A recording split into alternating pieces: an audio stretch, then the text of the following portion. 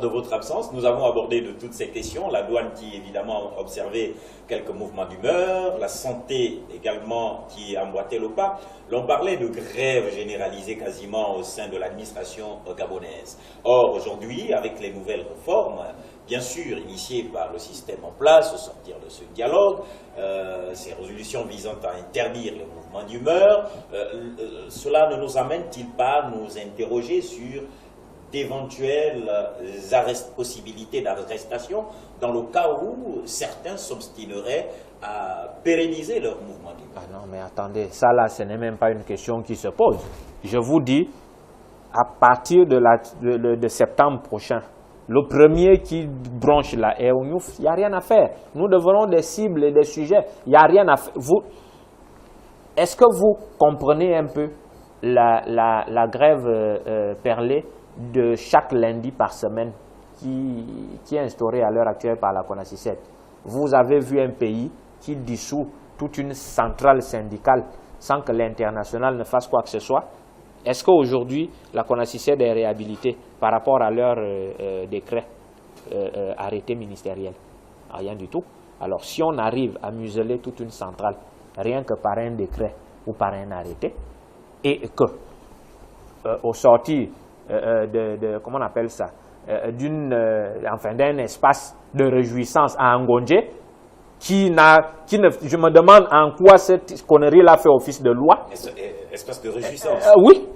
Et puis, on décide comme ça de museler toute une force.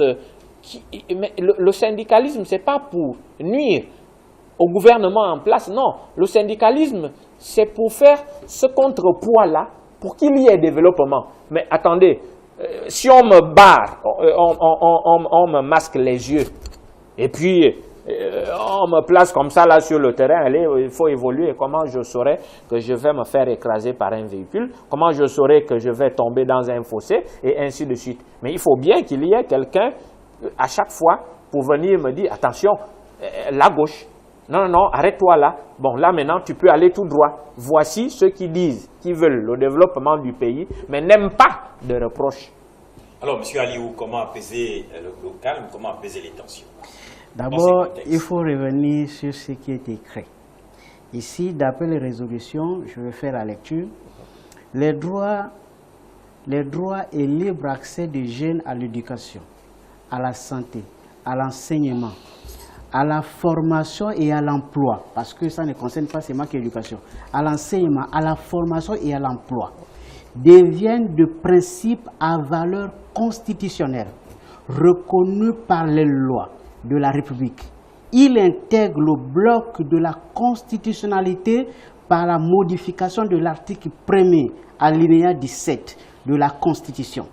Cette révolution constitutionnelle a pour conséquence de protéger les jeunes contre tout mouvement de grève dans les secteurs de l'éducation, de la santé, de l'enseignement. À cet effet, les pouvoirs publics auront l'obligation, en cas de grève, de recourir aux mesures conservatoires. Je m'arrête là. Alors, quelle analyse faites-vous de cette lecture? C'est simple. M. Ndobadinga a déjà abordé le sujet. Ça veut dire tout simplement que si, dans quelques mois, vous vous amusez à réclamer quoi que ce soit, la suite, vous la connaissez. C'est direct. Là où moi je vais m'interroger, c'est qu'ils ont fait l'erreur. Ils ne se sont pas seulement arrêtés à la formation et à l'éducation. Ils ont intégré l'emploi à l'intérieur. Je me pose la question.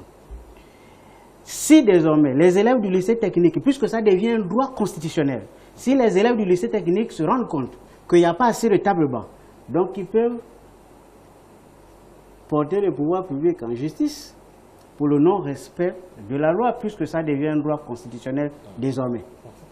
Si les élèves de Mikolongo qui n'ont pas la route, qui se rendent compte qu'ils ne peuvent pas aller à l'école parce qu'il y a la boue, ils peuvent donc rester en justice l'État parce que l'État n'a pas respecté, puisque ça devient un droit constitutionnel. Là où ça va bloquer et là où ça va amener des problèmes, c'est qu'il y a la notion de l'emploi à l'intérieur. Ça veut dire que si les jeunes se rendent compte qu'ils sont de plus en plus au chômage, ils peuvent donc porter plainte à l'État pour non-respect des droits, puisque ça devient un droit constitutionnel au travail. Mais si déjà leurs prédécesseurs, qui notamment sont des leaders en matière de syndicalisme, ont esté certaines autorités en justice et n'ont pas obtenu gain de cause, comment expliquez-vous que ces derniers y parviendront-ils, quand bien même n'ayant peut-être pas de possibilité d'y arriver? Monsieur Nobaliga. Justement, ne pourrait-il pas y avoir un fossé? Oui, avant de rapidement répondre à ça, mais en dehors de cette greffe-là sur les lois existantes, mais voici des gens qui ont une lecture partisane des anciennes lois. Il y a la Constitution qui institue justement la formation des associations, des syndicats et tout le reste. Qu'est-ce qu'ils en font? Est-ce qu'ils sont allés voir les pouvoirs que ce texte de loi confère justement à ces organisations-là? Il y a la loi 18/92 qui concerne le statut général de la fonction publique et ainsi de suite. En tout cas, il y a tellement de lois, ce n'est pas ça le problème. La question justement que vous posez est pertinente. Pourquoi nous avons du mal, nous, en connaissance de tout ça là, à réussir? Mais justement parce que la lecture de la loi au Gabon ne concerne que la partie qui arrange le pouvoir. Qu'est-ce qu'on n'a pas dit ici? J'ai entendu quelqu'un poser une question à Sidonie Floroway tout à l'heure par rapport dans la lecture de la messagerie. Mais c'est clair.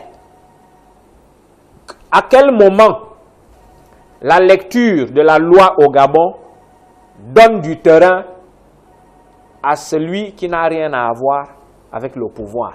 Aucun. À aucun moment. Quel enfant? C'est des hérésies.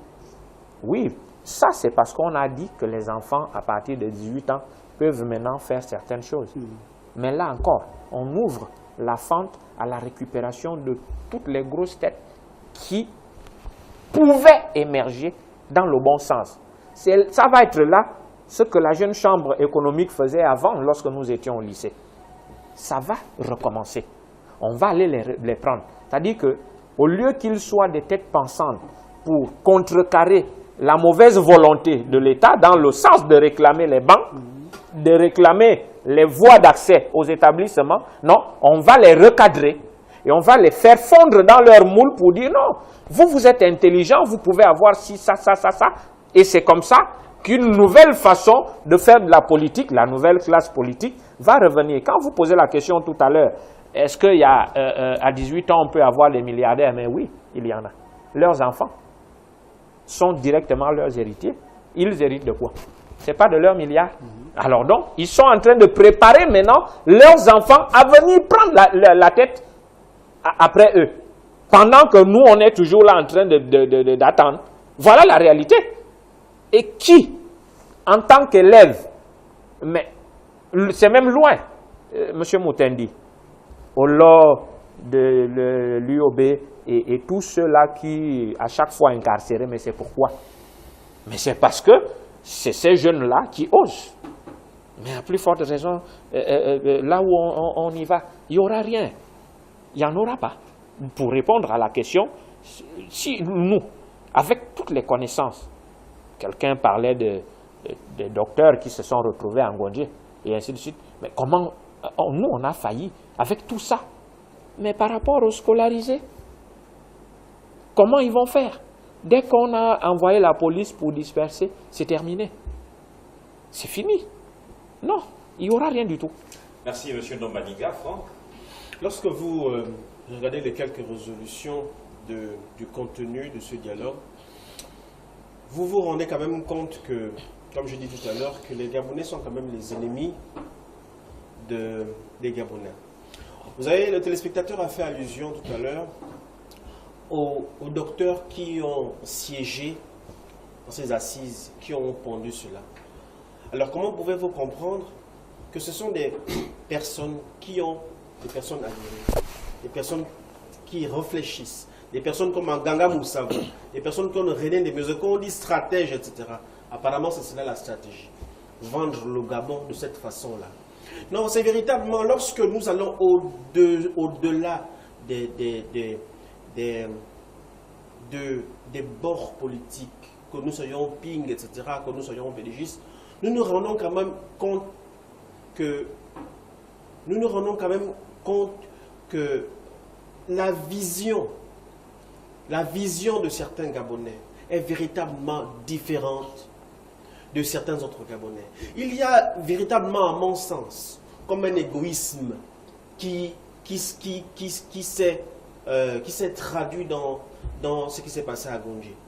J'ai l'impression que pour moi, Nganga Moussavou, René Desmaisons et certaines personnes qui sont parties, qui considèrent aujourd'hui peut-être qu'ils n'ont plus rien à perdre, qui savent qu'aucun lectorat aujourd'hui ne peut être à leur faveur, ont pondu ce qu'ils ont pondu. Parce que c'est vraiment un échec. On a parlé de 18 ans. Mais comment pouvons-nous considérer, M. Moutendi, qu'on peut être président, même si vous êtes illuminé comme quand vous pouvez être président dans un pays à 18 ans? Ce n'est pas possible, monsieur. Vous avez parlé tout à l'heure des interdictions. Mais M. Moutendi, ça étonne qui? Ça étonne qui? C'était prévisible. Tout ce qui a été traduit aujourd'hui, par exemple, dans le code de la communication, étonne qui? C'est la résultante des attitudes contre le pouvoir à travers les journaux, etc. C'était prévisible. C'était prévisible à travers les expressions de M. Billy-Bizet. Tout cela était prévisible. On n'a donc pas été étonné de voir tout ce qui a été inscrit dans le code de la communication. En tout cas, le nouveau. Ce qu'ils appellent nouveau. J'aimerais dire ce chiffre.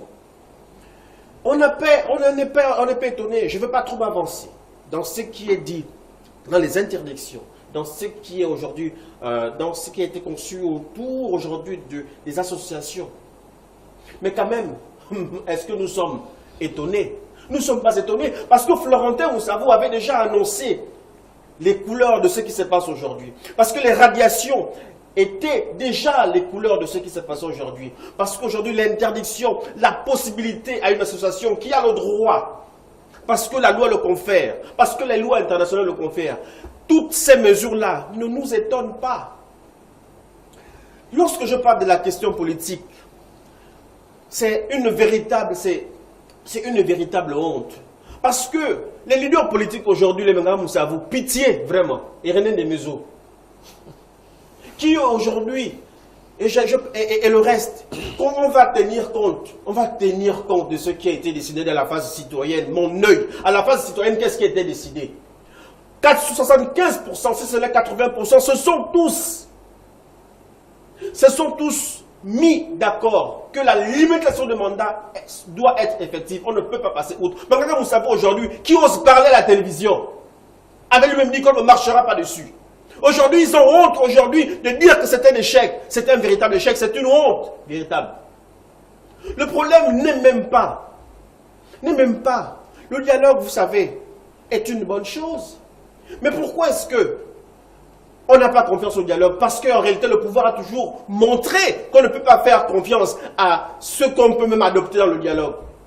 Et j'aimerais savoir, ce dialogue-là, ce sera entériné par quoi? L'Assemblée nationale, monocolore?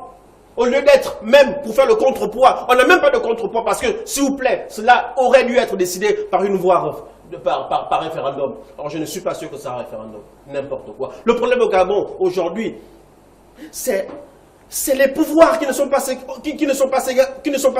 Le président de la République a toujours les pleins pouvoirs. Il va nommer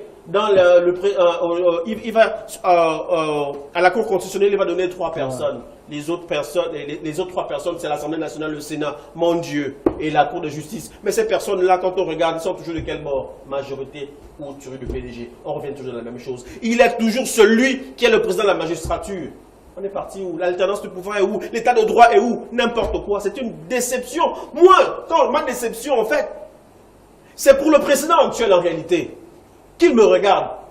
Parce que le président actuel aujourd'hui aurait pu dire que voici vos frères qui vous vendent. Regardez, Mangaka Moussavou, René Ndemezo, voici ceux qui vous vendent. Voici ces personnes-là qui vous vendent. Mais moi aujourd'hui, je suis celui-là qui a pu quand même, malgré le fait que j'ai été rejeté, vous dire que j'ai pu faire cela. L'histoire aurait retenu ça. Quel que soit ce qu'on dit sur lui. Regardez comment il passe à côté. Comment on peut passer à côté? Comment au 21e siècle dans notre pays, on peut passer à côté de quelque chose comme ça? Lorsque les pays qu'on reçoit ici, le Bénin, le Ghana, le Sénégal, ont une démocratie digne de son nom. C'est une déception vraiment véritable. Pensez-vous que c'était un nouveau complot ourdi contre le peuple gabonais, puisque en vous entendant parler, c'est d'ailleurs ce qui se dégage. Serait-ce un nouveau complot ourdi contre l'ensemble du peuple gabonais? Monsieur Wilfried, si vous pouvez me permettre. Et vous reviendrez sur la lecture. Ah, ok, d'accord.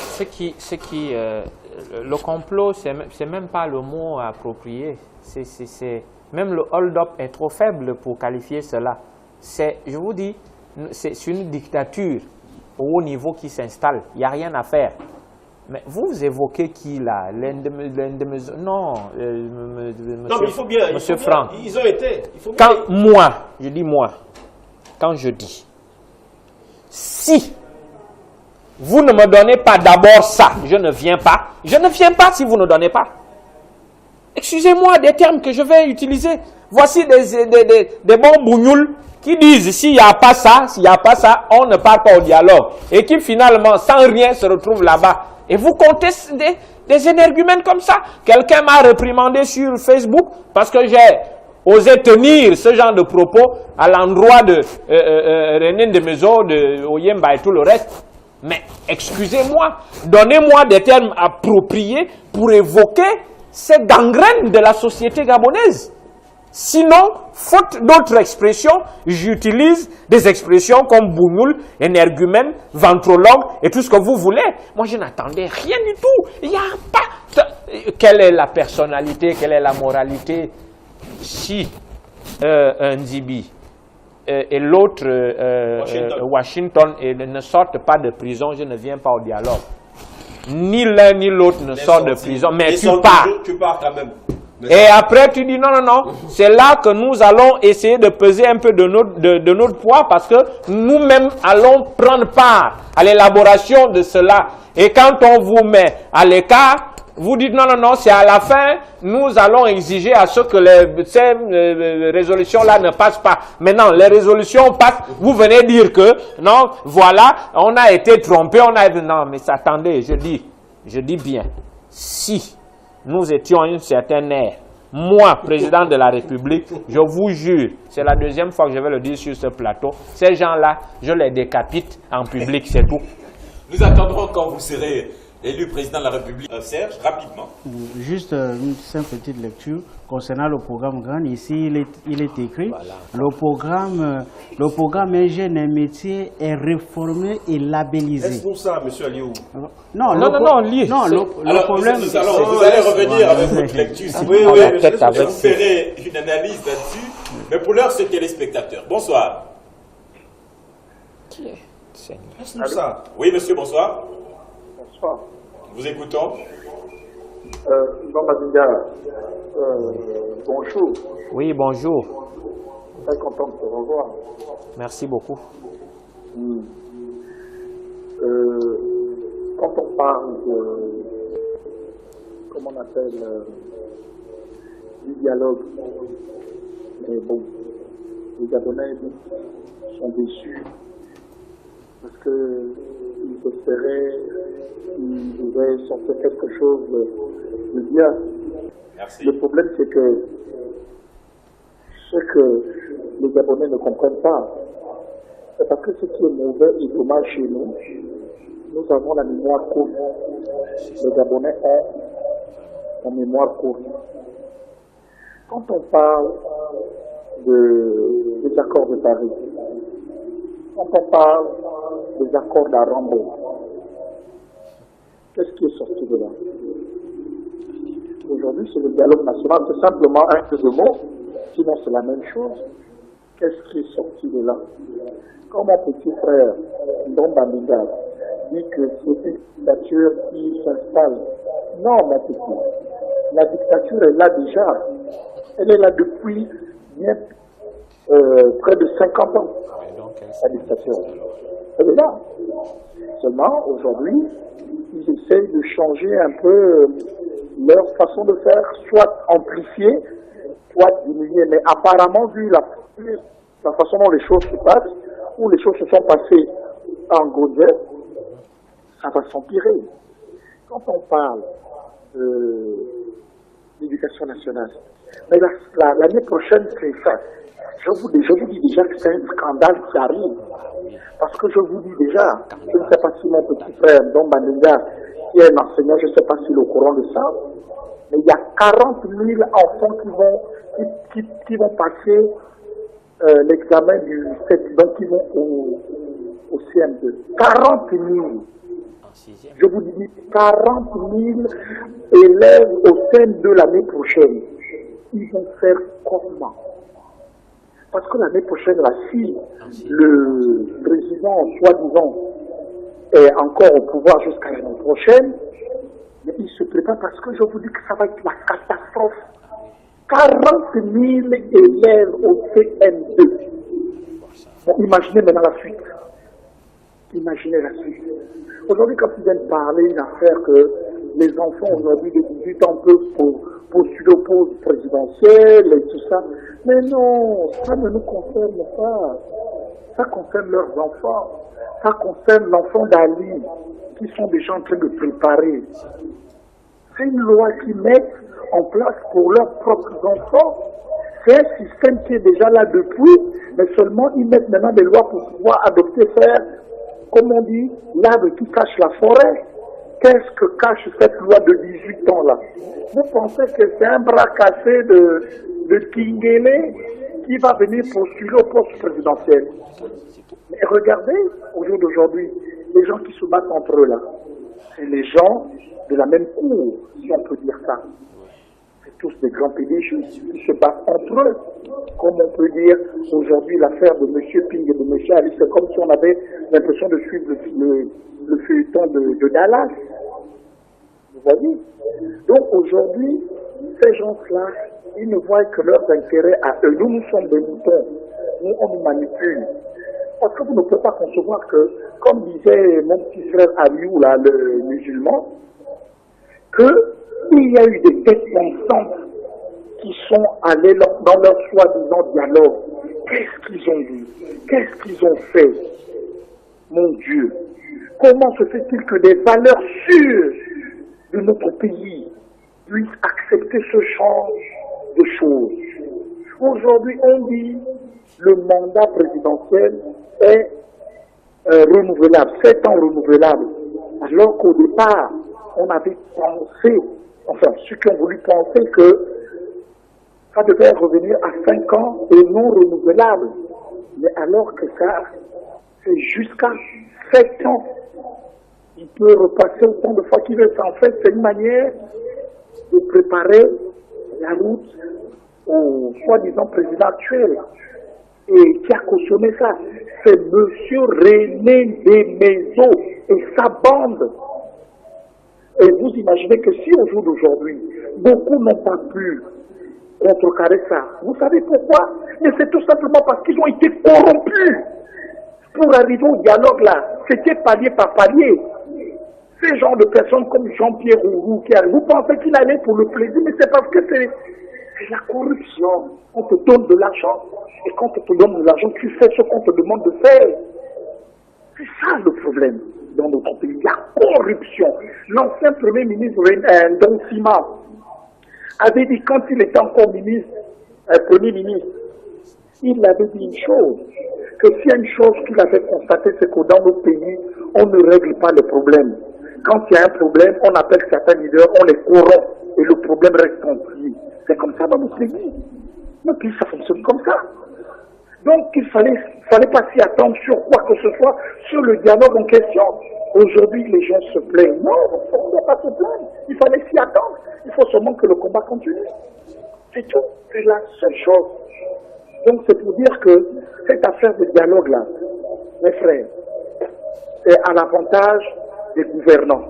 C'est à l'avantage des enfants et des familles des gouvernants.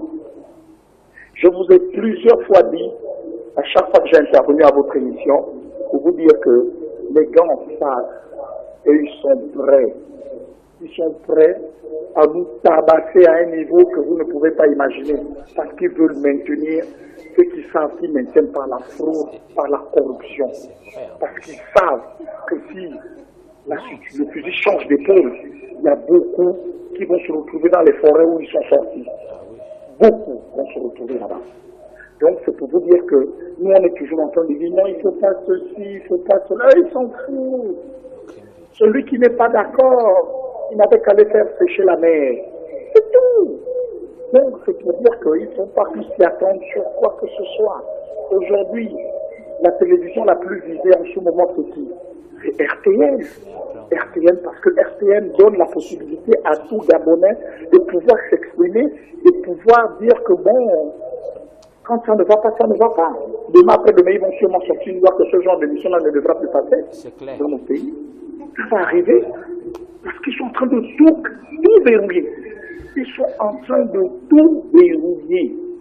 Parce que pour eux, ils estiment que le syndicalisme, ce n'est pas normal parce que ça leur met des bâtons dans les roues. Alors que Ndom Balinga a bien donné même un exemple, que quelqu'un, on bande les yeux et qu'il commence à marcher comme un aveugle, mais il va se cogner de partout, alors que s'il y a quelqu'un qui est là pour lui dire que, ah, attention là où tu mets les pieds, parce que là où tu mets les pieds, ça va nous emmener les problèmes, ou ça va t'emmener les problèmes. Mais eux, ils ne voient pas ça, parce que pour eux, ils ont l'armée.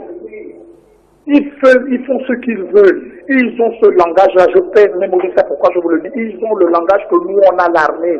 Celui qui essaye, on le tabasse. Bonsoir madame, nous vous écoutons. Oui, je viens intervenir sur le discours de Yemba. Allez-y. Oui, bon, sur ce discours-là, vraiment, pour moi, ça ne me plaît pas. Parce que un homme comme Yemba qu'on comptait, vraiment, c'est décevant. Il a déçu les Gabonais. C'est comme si une façon qu'il demande aux Gabonais d'aller négocier avec Ali. Il sait très bien que le président Ping a eu à gagner ces élections, mais il n'a pas à prononcer ce genre de discours. S'il est fatigué de la bataille, qu'il s'assoie. Il doit être tranquille chez lui, il est garni, il est tranquille, il doit rester tranquille chez lui. Parce que ce genre de personnes, si c'était dans le pays comme le Soudan, ce sont des personnes qui doivent être décapitées. Parce que vraiment, ça ne nous plaît pas. De ce comportement, de ce discours-là, vraiment, c'est un discours vraiment je ne sais pas. Même les enfants du CP1 ne peuvent pas parler de cette manière. En tout cas, que vraiment, pour tout le respect que j'ai pour M. Oyemba, vraiment qu'il ne doit pas prononcer ce genre de discours. Vraiment, ça fait honte pour un opposant. Ça nous a déçus. Vraiment décevant. Et qu'il reste tranquille. Il ne faut pas qu'il embrouille les Gabonais parce que les Gabonais sont debout pour aller jusqu'au bout. En tout cas, au Gabon, il y a plusieurs familles qui peuvent diriger le Gabon. Il n'y a pas que la famille Bongo. Bongo, quand Bongo a pris le pouvoir, ce n'était pas un Mateke qui lui a donné le pouvoir, c'est un fond qui lui a donné le pouvoir. Alors, ça lui libère qu'une autre personne puisse diriger le Gabon. On est assez nombreux dans le Gabon pour diriger le Gabon. Il n'y a pas que la famille Bongo. Pour le compte rendu, nous vous invitons donc à suivre cet élément et nous y reviendrons probablement pour les différentes analyses et décryptages avec l'ensemble de nos consultants. A tout de suite. Il y a des gens qui doivent se dire, mais qu'est-ce que Oyemba pense de la situation actuelle du pays? C'est la raison pour laquelle je suis devant vous. Chers compatriotes, mesdames et messieurs, je vous rappelle que le 27 août 2016, des élections présidentielles se sont tenues au Gabon. Sur la douzaine de candidats en compétition, 2 sortaient du lot. M. Ali Bongo Ondimba, président en exercice, présenté par le PDG, formation politique exerçant le pouvoir sans discontinuer depuis sa création par Omar Bongo en 1968. M. Jean Ping, ancien ministre, et ancien président de la Commission de l'Union africaine. Sans appartenance partisane précise, mais porté par un désir d'alternance largement partagé, M. Ping est apparu comme le candidat unique de l'opposition à la suite du ralliement d'autres candidats. L'on comprendra que je revienne brièvement sur ces moments. Avec insistance, le peuple gabonais demandait depuis longtemps aux candidats de l'opposition de s'unir pour libérer le pays du régime Bongo PDG et réaliser enfin l'alternance politique. Il nous demandait d'aller au-delà de nous-mêmes. Il nous demandait de mobiliser toutes nos énergies pour l'intérêt supérieur du pays. Nous y avons répondu. En conscience et en toute liberté. Guy Nzubandama et moi avons consenti à renoncer à nos ambitions personnelles, aussi respectables que d'autres. Nous avons accepté que Jean Ping soit le porte-parole de l'opposition à cette élection présidentielle. Léon-Paul Ngoulakia et Roland Désiré Abaminko se sont ensuite joints à cette démarche unitaire. Plébiscitant cette initiative salutaire, le 27 août 2016, le peuple gabonais a porté massivement ses suffrages sur Jean Ping pour être président de la République gabonaise. Mais ainsi que nous le redoutions, contre la volonté des Gabonais clairement exprimée dans les urnes, la CENAP, le ministre de l'Intérieur et la Cour constitutionnelle ont accompli leur sinistre besogne. Ils ont décidé de nier la souveraineté du peuple gabonais et d'imposer le maintien d'Ali Bongo Ondimba à la tête de l'État. La suite est connue de tous. Dès l'annonce des résultats le 31 août 2016, Libreville et Port-Gentil, les deux principales villes du Gabon, s'embrasent. D'autres localités de l'intérieur expriment leur colère. Dans plusieurs pays étrangers, les Gabonais manifestent comme jamais auparavant, quelquefois durant plusieurs semaines. À tous ces patriotes, nous rendons hommage. Le pouvoir réagit avec une violence inconnue jusqu'ici. Intimidation, ratonnade, arrestation, tueries sont perpétrées à l'aveuglette un peu partout.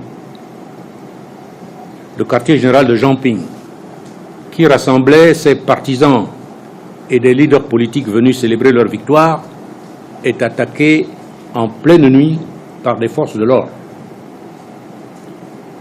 Des Gabonais tombent. Des jeunes Gabonais tombent. On n'en a toujours pas précisé le nombre, ni les identités. Leurs cadavres sont prestement ramassés comme des bêtes et emmenés vers des destinations secrètes. On laissera entendre qu'on cherchait à récupérer au QG de Ping des armes qui y étaient stockées, mais qu'on n'a jamais vues. En plus du choc ressenti du fait de la grossière falsification des résultats, ces violences inouïes ont causé un profond traumatisme qui perdure. Depuis lors, le pays est divisé entre ceux dont le rêve d'alternance a été brisé et ceux qui croient ou font semblant de croire, pour diverses raisons, en la victoire d'Ali Bongo. Non, non, je le redis encore, Ali n'a pas gagné. C'est Ping qui a gagné. Mais Ali a pris le pouvoir. Il est assis sur le fauteuil. Il est au palais. Le Gabon est bloqué. Et les Gabonais avec lui. Y a-t-il un Gabonais sérieux à penser que le Gabon va bien aujourd'hui? J'en doute.